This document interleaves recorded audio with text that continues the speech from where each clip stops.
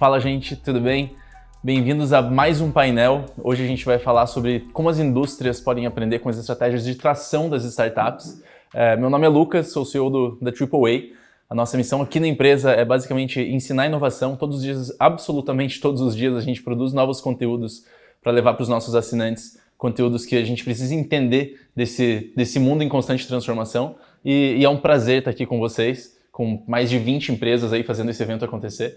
E hoje com o Gabriel Adamante e o Eduardo Fuzeto para falar um pouquinho sobre alguns termos aí que estão em alta, mas ainda são bem difíceis da gente entender e perceber como que a gente vai levar esses cases, esses termos, essas estratégias das startups para as indústrias e como que a gente coloca isso na prática. Gabriel? Valeu por chamar a gente aqui, Lucas. Eu acho que a gente está muito feliz de participar e está nesse movimento de aprendizado mesmo, enfim, trazendo coisas novas para todo mundo, né? Massa.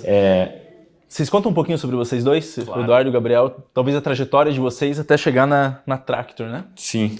Bom, eu sou o Gabriel, isso aqui é o Edu, o Fuzeto, né? A gente vem do meio de empresa de tecnologia, startup. Tá. Então, eu trabalhei na Contabilizei, quando ela era ainda uma empresa pequena, e quando eu cheguei lá era tudo mato, a gente costuma brincar, né?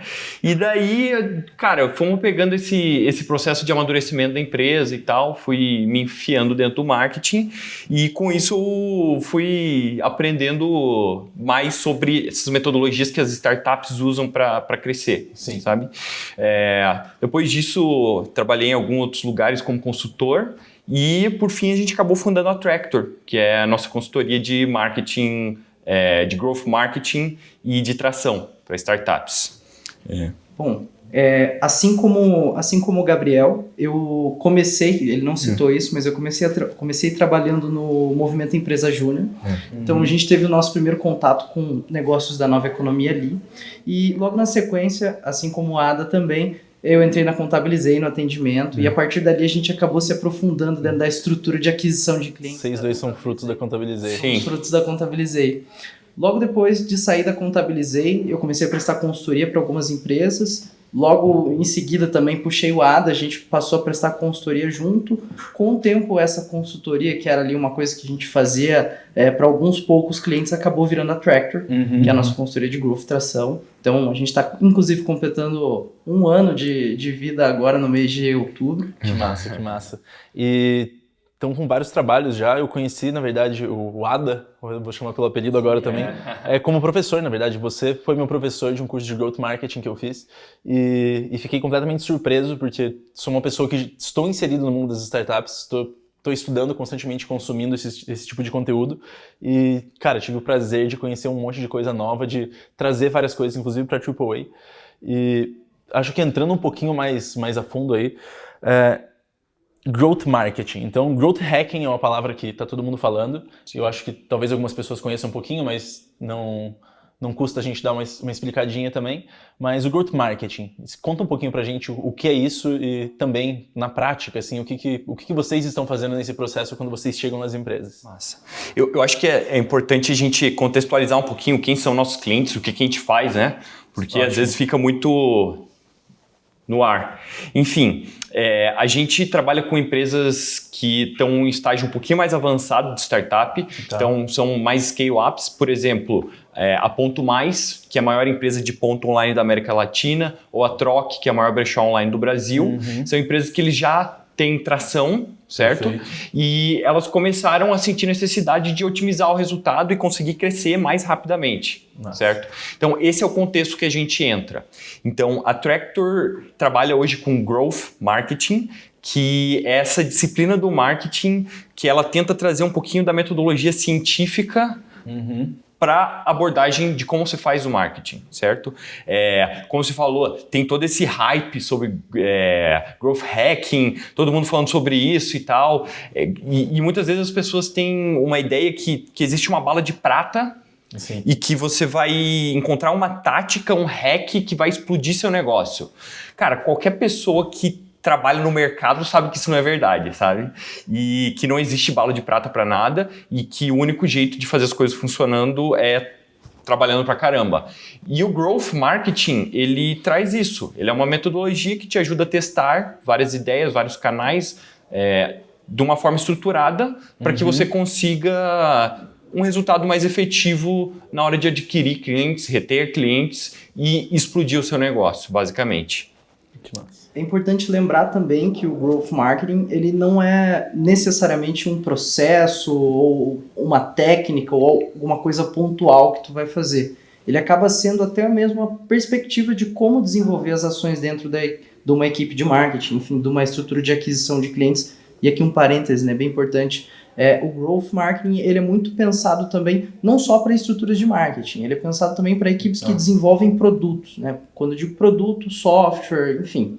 Então, é uma perspectiva de como conduzir as ações de marketing, as ações de crescimento da empresa, sempre pautado em experimento, né? Utilizando a metodologia científica dentro do desenvolvimento da área de marketing, aquisição de clientes. Excelente. Então, as equipes de marketing que estão assistindo hoje a gente, basicamente quando a gente traz aí o Growth Marketing, traz essa palavra, a gente está trazendo realmente metodologias científicas e a gente ouve muito, na verdade a gente já não consegue mais ficar sem testes AB, então basicamente qual a hipótese que eu tenho, como eu valido ela e aplicar, colocar na prática, sendo validado ou não. É basicamente você assumir que você não sabe de nada e que você precisa testar tudo, sabe? Tem uma frase de um empresário norte-americano, eu não me lembro do nome dele agora, mas vou citar mesmo assim. Ele é do século XX, ele era da indústria, inclusive, e ele falou o seguinte: metade de todo o dinheiro que eu gasto em publicidade, ele é desperdiçado. Mas eu não sei qual que é a metade, certo? Então, se eu cortar investimento, eu tô correndo o risco de tomar um baque aqui. Provavelmente tô cortando pela metade também, né? Você pode cortar a metade errada, certo? Então, o Growth Marketing, ele vem trazer esse processo de testar para você entender o que funciona e o que não funciona, certo? Essa que é a ideia por trás dele. E é assim que eu enxergo a diferença entre o tradicional e o Growth hoje em dia. Excelente, excelente. Daqui a pouco a gente vai fazer essa ponte com as indústrias também, porque a gente sabe que, bom, 90% das indústrias ainda a gente está, das indústrias e dos negócios, a gente ainda está nessa fase de migração entre o que está acontecendo nessa transformação digital e o tradicional, né? E é interessante a gente começar a pensar nesses passos que a gente pode estar, caso eu esteja com o pezinho mais no tradicional e ainda passando por essa transformação. Tractor é o nome da empresa de vocês. Eu sei que o conceito de tração é um conceito que está bem alta também e que é extremamente necessário, né? O conceito de tração é aquele que talvez seja a fase mais difícil do crescimento, né? De sair do 0 para 1, assim. E fala um pouquinho desse conceito de tração, por que ele é importante também e como que vocês abordam ele, tanto na metodologia de vocês e como as empresas hoje têm que estar atentas a isso, seja como negócio ou como produto, às vezes. Certo. Tem uma frase, esse termo foi cunhado pelo Gabriel Weinberg. Ele escreveu o livro Tração, Traction, e ele coloca uma frase no livro que para mim é óbvia, assim, mas é bem interessante. Cara, tração, você sabe o que é quando você vê acontecendo, sabe? Então, basicamente, a tração é quando uma empresa começa a virar, começa a acontecer. Você vê o negócio tá funcionando, tá indo para frente, sabe? E por que isso é um pouco, não é um termo geral para todo mundo? Porque negócios diferentes têm métricas diferentes, certo? Então é por isso que ele fala, você sabe quando você vê. Então, por exemplo, o Facebook, certo? Que é uma das maiores startups que surgiu aí. Quando ele conseguiu tração, foi o momento que os usuários começaram a passar mais tempo dentro da plataforma, certo? Mas quando eu estou falando de um e-commerce, por exemplo, eu vou conseguir tração quando eu começar a fazer X vendas por mês e daí o negócio começar a se pagar e eu tenho mais dinheiro para colocar em anúncio, que vai vender mais, e daí você entra nesse ciclo virtuoso de crescimento, certo?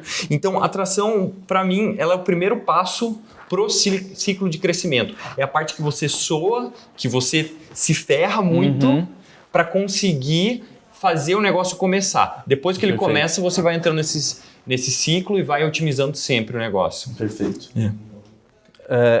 A gente está falando muito de canal quando a gente está falando de tração, né? Você falou sobre o que eu devo achar para conseguir fazer o negócio virar, para conseguir fazer o negócio crescer. E quero que vocês entrem um pouquinho assim em como como isso se dá na prática, como eu olho para esses canais e como eu valido isso, e talvez com mais um terceiro fator em mente, assim, porque a gente está falando com muitas empresas que já estão validadas, né? Eles estão no mercado há muitos anos e com muitos canais validados. Qual é a diferença aí de eu começar a contar com essa minha garantia de estar tracionado já e deixar de testar outros canais, ou eu posso mesmo assim testar outros canais, ou eu posso aplicar essa mesma estratégia para produtos diferentes, em mercados diferentes, para quem às vezes está abrindo uma nova sede ou está indo para um outro mercado, um outro nicho. Como que na prática eu desenho, eu olho para atração e começo a trazer isso como metodologia também? Boa pergunta. Excelente pergunta. Bom, como fazer isso? O próprio livro que o Ada acabou de citar, né, Traction, ele introduz uma metodologia que é o Bullseye Framework, que é uma metodologia cunhada também pelo Gabriel Weinberg, que é basicamente uma metodologia onde ele mapeou todos os possíveis canais de atração para um negócio. E a gente tem como, por exemplo, conteúdo online, anúncios em mídias sociais, anúncios em buscadores, equipes de venda, possibilidade de fazer parcerias, enfim. No livro, na primeira edição, existiam 19 canais mapeados. Hoje, existem alguns que estão surgindo, como, por exemplo, podcasts, influencers, que são canais mais atuais. Mas, mesmo assim, todos eles entram ali no alvo, no Bullseye. O Bullseye ele é uma metodologia muito interessante para exploração de novos canais e até mesmo para entender como explorar um canal que já está ativo dentro da tua estrutura de aquisição de uma forma diferente. Tá, legal. Basicamente, o exercício do Bullseye é um momento onde você senta com a tua equipe responsável pela construção dessa estrutura e analisa canal a canal o que está sendo feito, ou caso seja um canal inexplorado no momento, tu olha para ele e tenta buscar oportunidades. O que eu consigo fazer aqui dentro? A partir do momento em que você mapeia canal a canal o que pode ser feito ou o que está sendo feito, você consegue priorizar quais são os canais que ainda não são explorados, que eu posso acionar, qual o provável retorno que eles vão me dar, qual o custo, qual o risco que eu tenho em cada um desses canais. Porque testar também pode ser caro, né? E caro só não financeiramente, mas em tempo e energia, né? Exatamente. O teste, é muito importante jogar sempre isso dentro de uma matriz de priorização, porque o teste ele vai ter o seu custo, tanto financeiro quanto de esforço da equipe. Então, é muito importante ponderar se o teste que tu vai fazer naquele canal vale a pena, levando em consideração a expectativa de retorno que você tem dele. Então, é muito provável que você se depare com canais que têm um custo muito alto e que tem um retorno incerto, ou às vezes que você não consegue mensurar de fato. Entendi. E isso está muito conectado com a estratégia de growth marketing mesmo, que é basicamente, de novo, hipótese e validação. E até voltando para aquela segunda parte da pergunta, que você falou, às vezes eu já tenho os meus canais validados, eu já sei que funciona, certo? Isso acontece muito, tá? Principalmente quando você está alguns anos no mercado, você sabe, não, eu faço assim, eu tenho minha equipe de vendas, e é difícil você mudar essa estrutura. Eu já tenho uma fórmula funcional, né? Isso, mas a ideia do Bullseye é que, gente, imagina um alvo, tá? Aquele alvo que você joga o dardo mesmo. Então, no meio, no centro do alvo, o vermelho, certo? Vão ser os canais que já funcionam. Então, aqueles canais você prioriza e otimiza eles. Então, às vezes, quando você tem um canal já funcionando, ao invés de mudar completamente a abordagem, você pode tentar otimizar o pitch do seu vendedor, certo? Ou então, se você tem canais, tentar melhorar a bonificação para o canal, alguma coisa assim. Então, você pode fazer testes de canal dentro de um canal que funciona. Perfeito. Certo? Perfeito. E a questão do Bullseye é que ele te ajuda a enxergar as coisas de uma maneira ampla. Tá, perfeito. Tá? Porque a gente está sempre focado no que funciona, certo? Porque a gente precisa de resultado imediato, porque a gente está lidando com dinheiro, né? Você precisa faturar, você precisa vender, enfim, tem que trazer resultado. E isso, às vezes, leva a gente a ficar com a cabeça um pouco fechada, certo? O Bullseye, ele faz com que você considere todas as possibilidades de crescimento.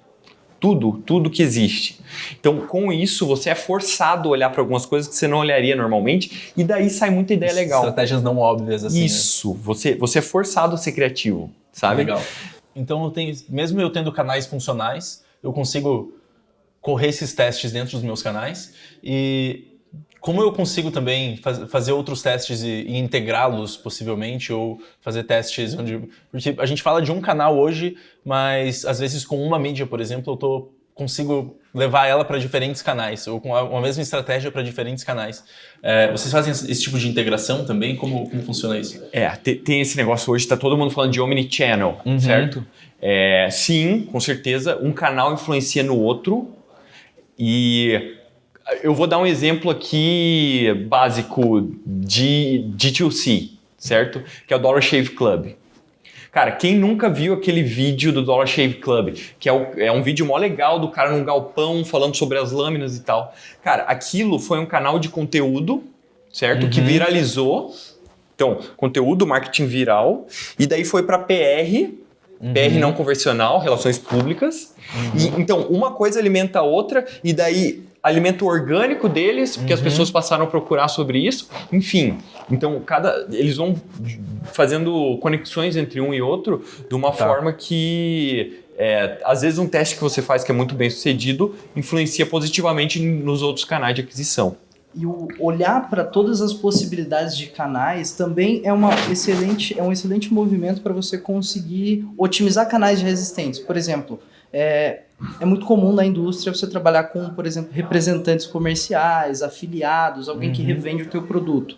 Dentro do Bullseye, existem estratégias que podem colaborar. Vou dar um exemplo bem prático. Você pode muito bem, para aumentar a tua capilaridade de representantes comerciais ou coisas do tipo, utilizar de uma estratégia de produção de conteúdo para criar um certo tráfego de pessoas que estão interessadas nesse conteúdo, que podem vir a ser um afiliado teu e revender o teu produto. Então são canais que colaboram entre si. E uma ótima oportunidade para enxergar tudo isso é fazendo o exercício do Bullseye. Perfeito. Fazer periodicamente.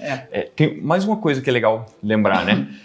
Às vezes a gente faz um teste hoje e ele não dá certo, certo? E daí daqui a um ano você pensa, não, eu já testei isso, não deu certo. Cara, você testou isso ano passado, quando sua empresa era outra empresa, quando as coisas eram diferentes, certo? Perfeito. Eu vejo muito isso acontecer do tipo... primeiro que você pode olhar para trás e falar assim, eu podia ter realizado esse teste de outra forma, então às vezes não é o teste em si, né? Não é a hipótese que está invalidada, mas sim a forma como você executou. E tem uma outra questão que é do tipo... o quanto as coisas estão mudando rapidamente e o cenário muda muito rápido, né? Então tem coisas... É muito comum a gente olhar e falar... Ver às vezes o concorrente fazendo alguma coisa e falar, pô, mas eu pensei nisso, ou mas eu fiz isso em outro momento e não funcionou, né? Então tem toda uma questão de como eu estou executando, às vezes como eu estou integrando tudo isso e também do timing, né? Com certeza. Tem que retestar sempre. Vocês conseguem trazer pra gente um exemplo, assim, do tipo, de como vocês estão executando isso? Eu sei que vocês trabalham muito com startups, então vocês têm cases muito legais disso, já tive a oportunidade de olhar alguns, mas de empresas mais tradicionais que vocês conseguiram implementar essa metodologia e gerar resultados significantes lá dentro?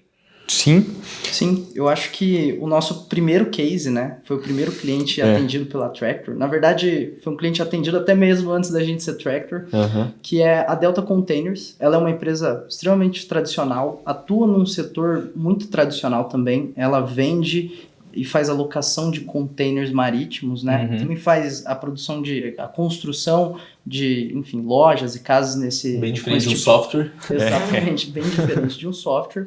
Só que é muito legal porque a gente conseguiu pegar algumas perspectivas que a gente trouxe lá da Contabilizei, enfim, de outras empresas dessa nova economia que a gente atende, com as quais a gente teve contato e colocou dentro da Delta. Por exemplo, uma empresa que faz a locação de maquinário pesado. Um container é um maquinário pesado, né? Ela pode se apropriar de métricas que são utilizadas por SaaS, por exemplo. Ela também trabalha com economia de recorrência. A mensalidade paga para ela, por um produto físico, funciona da mesma forma, vamos dizer assim, financeiramente, que a mensalidade paga para um SaaS, um software por assinatura.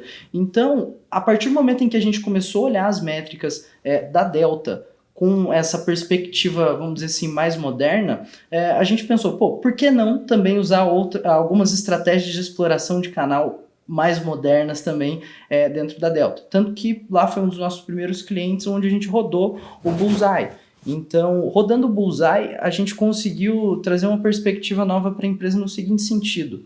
a gente olhou para os canais e viu que existiam vários canais ativos ali. Por exemplo, ela era uma indústria que já tinha contratado uma agência de marketing e ela fazia redes sociais. Só que o Bullseye é muito legal porque quando tu olha para o canal, você é obrigado a pensar também no teu cliente, na forma como você adquire ele. E a gente pensou, pô, não faz muito sentido para uma indústria que aluga equipamentos pesados ter um Facebook ativo e produzindo conteúdo nesse formato.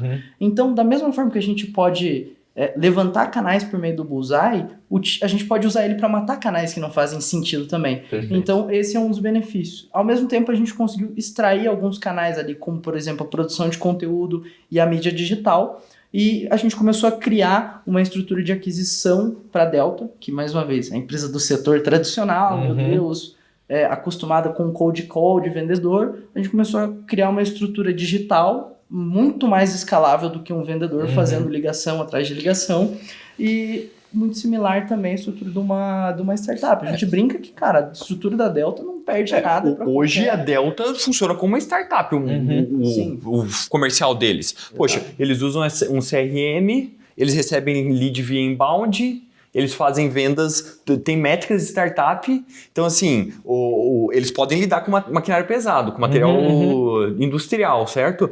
Mas a forma como eles vendem hoje é basicamente igual um software, né? E a gente fala aí de SDRs, Inside Sales, por exemplo, e tem indústria que estão fazendo isso há muitos anos, né? Então, às vezes é uma terminologia diferente ou uma atualização, na verdade, do processo, e você consegue reotimizar para atualizar ela para esse momento mais atual que a gente está vivendo. É muito sobre as ferramentas também, né? Porque às vezes você, tendo uma ferramenta errada, você prejudica muito o processo, sabe? Então, uma parte que a gente não vê tanto, dependendo de que você está falando, mas essa conexão entre, poxa, na Delta mesmo, a gente fez uma estratégia de SEO, certo? Começamos a ranquear para as principais palavras-chave que eles queriam. Por exemplo, aluguel de container refrigerado de 20 pés. Certo? Cara, uma coisa super nichada. Essa página começou a ranquear, começou a dar super certo, a gente começou a gerar lead com isso. Beleza, as pessoas estão chegando através dessa página, elas têm que ir para algum lugar, certo? Então a gente fez esse processo de conexão de cair num CRM, que é o Pipe Drive, que é uma ótima ferramenta para esse tipo de processo, certo? Às vezes a gente está preso em planilha de Excel, que atrapalha pra caramba o processo comercial.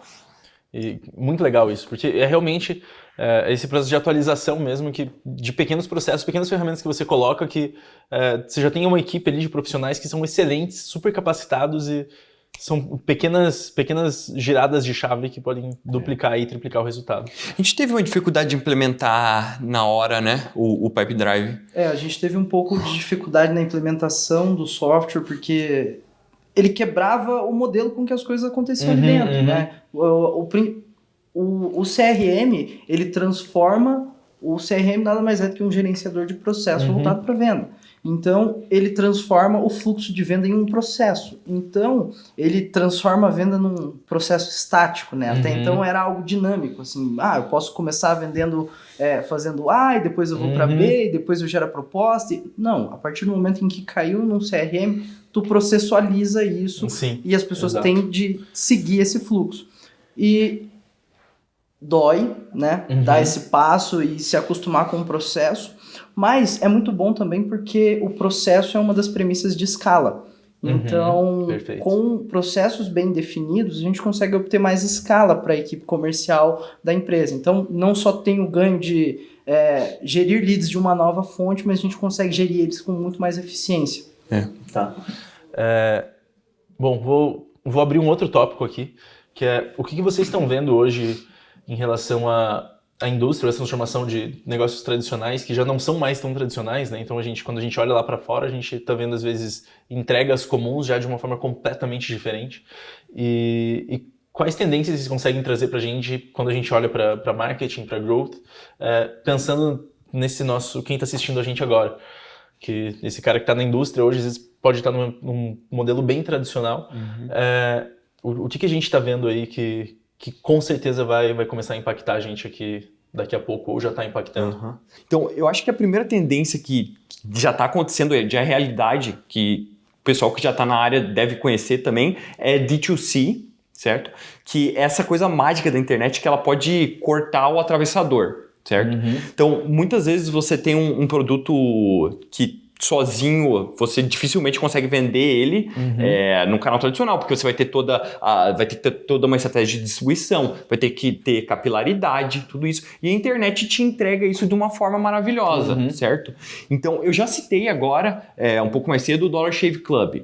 Pô, o pessoal vende navalha, Gillette, certo?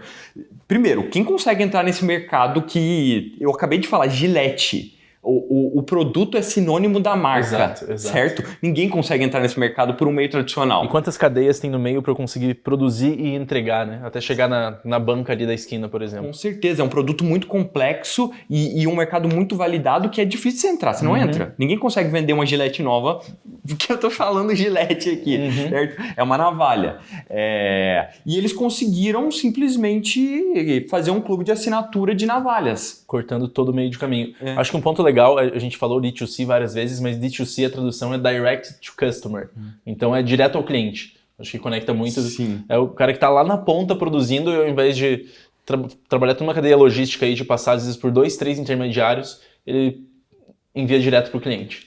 Isso. E com certeza, agora a indústria tem a possibilidade de enviar direto para o cliente, sem precisar se preocupar com a capilaridade. E o que isso vai acarretar? Ela vai ter que ser profissional em marketing. Porque o que o Dollar Shave Club tem? E vários outros exemplos de D2C. Eles têm marca, eles têm marketing, eles sabem vender para as pessoas, certo? Mas é muito legal a gente falar sobre isso, porque a gente está falando bastante sobre canal, e o D2C é exatamente isso, né? É a mudança quase disruptiva de todos os canais, todos os modelos tradicionais que eu entregava um produto, e agora que eu posso começar a me posicionar como uma marca e cortar esse meio de campo. E daí eu posso de novo voltar para a estratégia que vocês trabalham bastante de tração, de começar a olhar, bom, primeiro validar a hipótese, mas eu acho que o Bullseye Framework pode ajudar muito essas empresas a definirem esses novos canais, esses novos caminhos. Uma coisa que eu enxergo muito se a gente olhar para o Bullseye Framework, a gente vai enxergar vários canais ali que há alguns anos atrás não existiam. São canais que hoje existem por conta da internet, por conta da tecnologia em si. E o legal é que esses canais, eles começaram a ser ativados e explorados inicialmente por empresas de tecnologia, as empresas de serviço passaram a explorar isso muito bem, daí veio o e-commerce, e agora a indústria está enxergando a possibilidade de reduzir os níveis ali da sua cadeia de marketing, consequentemente diluir menos a sua margem por meio da venda direta.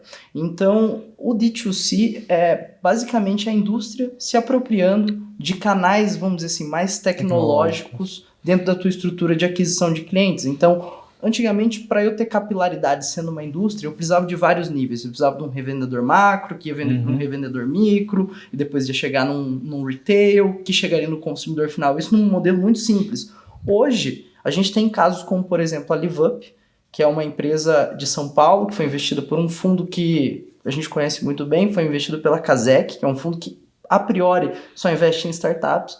A LiveUp é uma indústria que vende marmitas saudáveis e o modelo de operação dela é esse, completamente direct to consumer.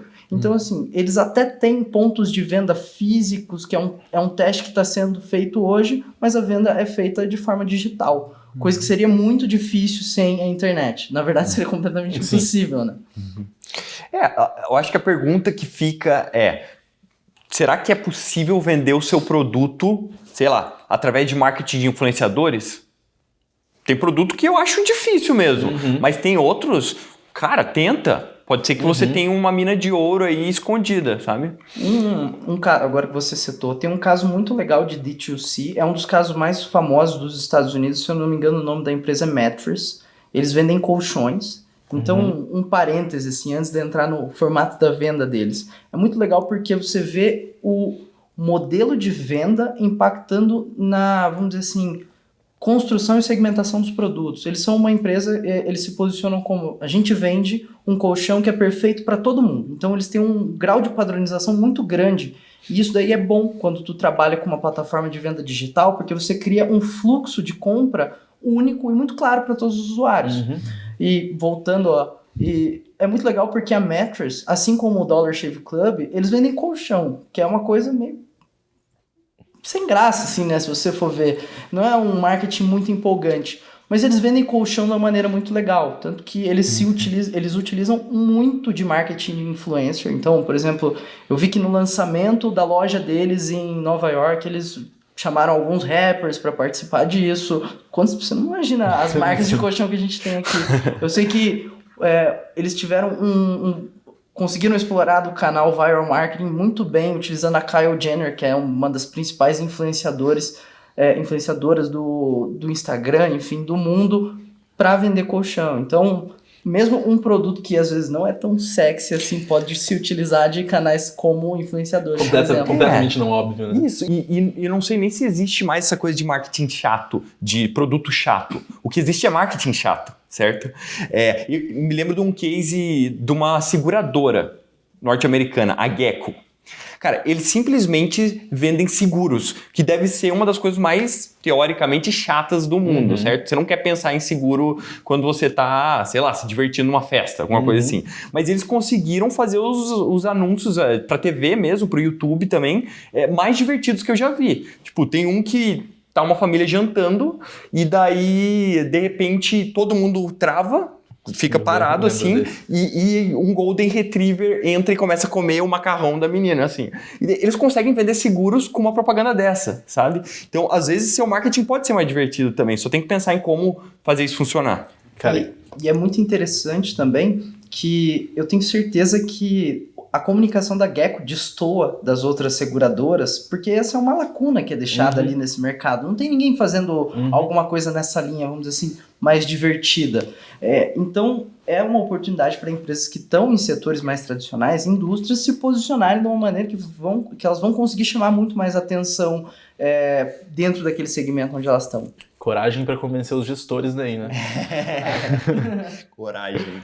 Gente, excelente, adorei o bate-papo. Acho que como último ponto, assim, seria bem legal a gente levar para quem está assistindo lá agora e falando, beleza, me convenceram, quero começar a explorar canais de forma diferente. Por onde esse cara começa? O que ele tem que... Coloca um bullseye na parede dele e começa a pensar em situações não óbvias. Esse cara faz um brainstorm maluco. O que a gente tem que olhar agora para quem está começando agora? Eu diria, a primeira coisa, leia o livro, certo? Então, procura o livro, ele tá traduzido para português, você encontra em qualquer livraria. Tração, do Gabriel Weinberg e Justin Marr, se eu não me engano. É um livro super fácil de ler, você lê em 1 semana, 2 semanas, e ele vai te dar uma base muito boa para você entender esse processo, certo? Tem esse livro e Hacking Growth do Sean Ellis também, que são bons pontos de começo, sabe? Uma vez que você entende mais ou menos o que está sendo falado, você provavelmente vai identificar dentro de sua empresa várias coisas similares ao que foram ditos no livro. Enfim, você vai ter um ferramental para entender o que já existe. E a partir daí, você pode começar a construir, certo? Excelente. Bom, além da leitura dos livros, eu acho que eu deixaria um asterisco, assim, que é o seguinte: o Traction, ele é um livro excelente para você aprender uma metodologia de exploração de canais. Só que você pode, sim, tentar explorar um canal e falhar por erro técnico, porque você não soube explorar aquele canal. Então, eu acho importante ponderar também a capacidade do profissional que está fazendo aquilo, da equipe.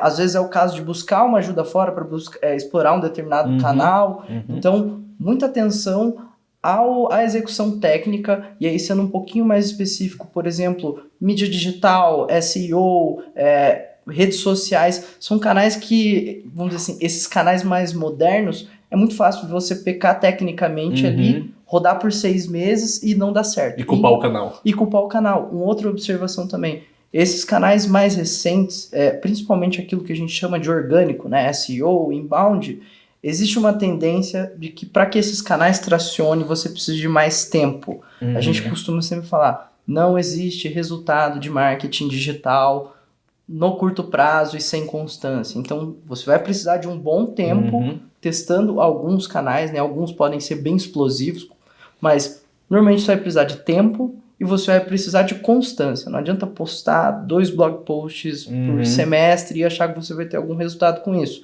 Então, são algumas observações sobre canais específicos, mas, dando ênfase no que o Ada falou, Os livros são um excelente ponto de partida. E tem também uma outra questão que é, ao meu ver, existem dois conhecimentos, né, duas linhas de conhecimento que são muito disponíveis hoje por conta da internet. A primeira é a programação, é um conhecimento muito disponível na internet. A segunda é o marketing digital. Então, se você quiser comprar a briga para aprender a explorar esses canais utilizando essas técnicas mais modernas que a gente falou, está disponível. Pesquisem, vocês vão encontrar excelentes fontes de informação. Perfeito. Gabriel, Eduardo, cara, eu só agradeço. Valeu. Excelente estar com vocês aqui. Para quem está acompanhando a gente, espero que vocês tenham curtido. Deixem seus comentários aí, enviem e-mail para a gente se quiserem contratar também, né? E contatar tanto o Eduardo quanto o Gabriel.